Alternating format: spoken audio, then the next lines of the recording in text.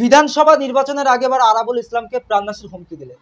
হ্যাঁ, সেই আরাবুল ইসলাম আপনারা জানেন যে একসময় ভাঙড় বিধানসভার মাটিতে তৃণমূল কংগ্রেসের হয়ে আরাবুল ইসলাম খেলেছেন এবং ভাঙড়ে একসময় রাজ করেছেন আরাবুল ইসলাম। যে আরাবুল ইসলামের নাম শুনলে গোটা ভাঙড়ের সমাজ সাধারণ মানুষ থাকতো আতঙ্কে, সেই আরাবুল ইসলামকে রীতিমতো প্রাণনাশের হুমকি দিলেন। প্রশ্ন উঠছে, এই হুমকি কারা দিয়েছে? আরাবুল ইসলামকে প্রাণনাশের হুমকি দেওয়ার পরে আরাবুল পুত্র হাকিমুল ইসলাম তিনি থানায় লিখিত অভিযোগ দায়ের করেন এবং কি কারণে আরাবুল ইসলামকে হুমকি দেওয়া হয়েছে এবং কে বা কারা হুমকি দিয়েছেন আমরা এই মুহূর্তে কথা বলবো। আমাদের সঙ্গে রয়েছেন একজন বিশিষ্ট আইনজীবী অ্যাডভোকেট পিয়ারুল ইসলাম এবং হারোয়া বিধানসভার আইএসএফ এর অবজারভার। তিনি কি বলছেন, তার কি বক্তব্য শোনাবো আপনাদের।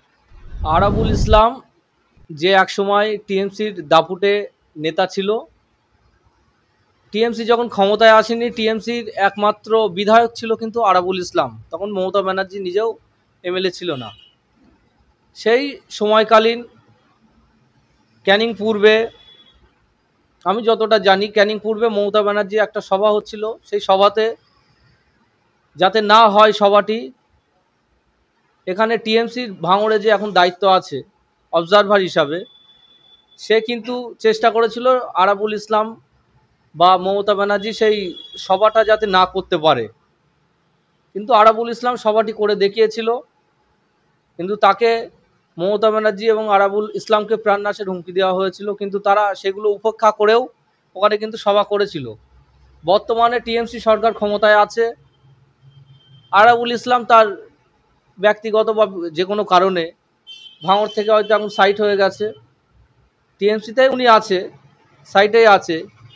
আমার তো মনে হয় বর্তমানে ভাঙড়ে যে অবজারভার আছে বা তার যারা লোকজন, তারাই আরাবুল ইসলামকে প্রাণনাশের হুমকি দিচ্ছে বা দিয়েছে। একমাত্র এখানে যারা আইএসএফ আছে, আইএসএফের যারা কর্মীরা আছে, তাদেরকে ফাঁসানোর জন্য তারা এই কাজটি করে যাতে আইএসএফের নামে বদনাম করা যায়, সেই কারণের জন্যই তারা এইগুলো করছে। ভোটের আগে যদি আইএসএফ ছেলেদের এইভাবে অ্যারেস্ট করানো যায়, তাদের মেন উদ্দেশ্য এটাই। সেটা আরাবুল ইসলাম নিজেও জানে যে কারা হুমকি দিয়েছে না দিয়েছে। আমার তো মনে হয় যে ভাঙড়ের যারা অবজারভার তারাই আরাবুল ইসলামকে হুমকি দিয়েছে, কারণ তাদের ভয় আরাবুল ইসলাম যদি আবার টিএমসিতে দায়িত্ব পায়, ভাঙড়ের দায়িত্ব পায়, তারা তাদের দায়িত্ব থেকে হয়তো হটে যেতে পারে বা সাইট হয়ে যেতে পারে। সেই ভয়ের জন্য, সেই ভয়ের কারণেই তারা এইগুলো করছে। অবশ্যই তৃণমূল কংগ্রেসের যারা দায়িত্ব আছে, বর্তমান যারা দায়িত্ব আছে ভাঙড়ে, তারাই দিচ্ছে। এটা আপনাকে বললাম, এখনও বলছি, তারা ইচ্ছাকৃতভাবে এটা করছে শুধুমাত্র আইএসএফকে ফাঁসানোর জন্য, যে একে আরাবুল ইসলামকে হুমকি দিচ্ছে আইএসএফের ছেলেপিলেরা। কিন্তু এইভাবে ফাঁসিয়ে কোনো লাভ হবে না। তারা হুমকি দিচ্ছে কারণ তারা জানছে যে আরাবুল ইসলামকে যদি এখান থেকে সরানো যায়, তারা ভালোভাবে ভাঙড়টাকে ক্যাপচার করতে পারে। কিন্তু আরাবুল ইসলাম টিএমসিতে ছিল, উনি টিএমসি থেকেই, উনি এখনও কিন্তু টিএমসিতেই আছে, উনি আইএসএফেও আসেনি, কিন্তু আইএসএফকে সাপোর্টও করে না, উনি কিন্তু এখনও টিএমসির সঙ্গে আছে। তাই আপনাদেরকে বলবো যে যারা এই হুমকি দিয়েছে তারা কিন্তু বলতে পারে যে নওশাদ সিদ্দিকী ভাইজানের ছেলেপিলে যারা আইএসএফ করে, ওখানে আইএসএফরা করতে পারে। আপনারা সজাগ থাকবেন, এই ধরনের কোনো প্ররোচনায় পা দেবেন না, এবং তারা আপনাদেরকে এই প্ররোচনায় পা দেওয়ানোর চেষ্টা করাবে বিভিন্ন রকমভাবে। আপনাদেরকে বলবে যে আপনারা এই কাজটা করেছেন, কিন্তু তারা এই ধরনের কোনো কাজ করেনি। তারা করে শুধু এই আরাবুল ইসলামের এই ব্যাপার না, বিভিন্ন বিষয়ে ভাঙড়ের ছেলেদের সজাগ থাকতে হবে।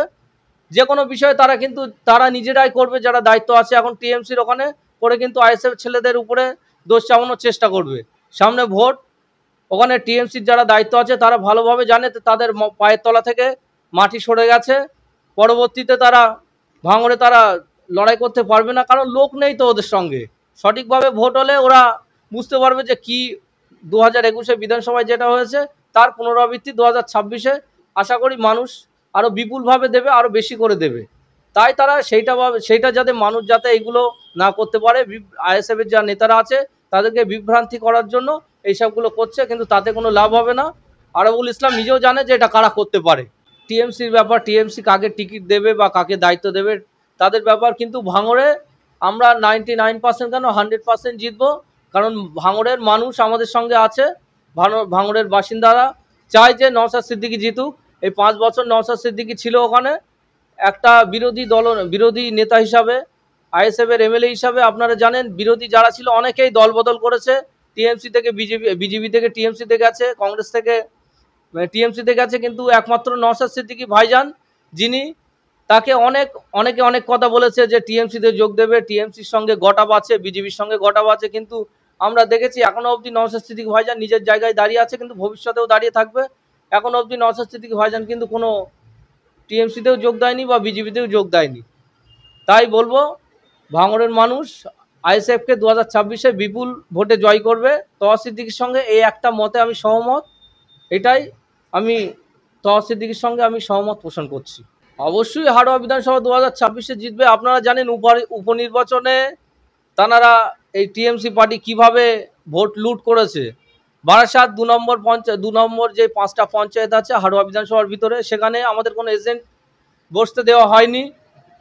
তাদেরকে বিভিন্নভাবে ভোটের আগের দিন তুলে নিয়ে যাওয়া হয়েছে, মারধর করা হয়েছে, বিভিন্নভাবে হুমকি দেওয়া হয়েছে, এবং হাড়োয়াতেও বিভিন্ন জায়গায় এজেন্টকে তুলে দেওয়া হয়েছে, সারাদিন বসতে দেওয়া হয়নি। কিছু কিছু জায়গায় আমরা এজেন্ট দিতে পেরেছি, যেখানে যেখানে আমরা এজেন্ট দিতে পেরেছি ভালো ফল হয়েছে। সেখানে মানুষ চাইছে আমরা যাতে সঠিকভাবে এজেন্ট দিয়ে আমরা ভোটটা করাতে পারি। মানুষ চাইছে যে আইএসএফে ভোট দিতে, তার ভোট করানোর ব্যবস্থা আমাদের করতে হবে, আমাদের দায়িত্ব।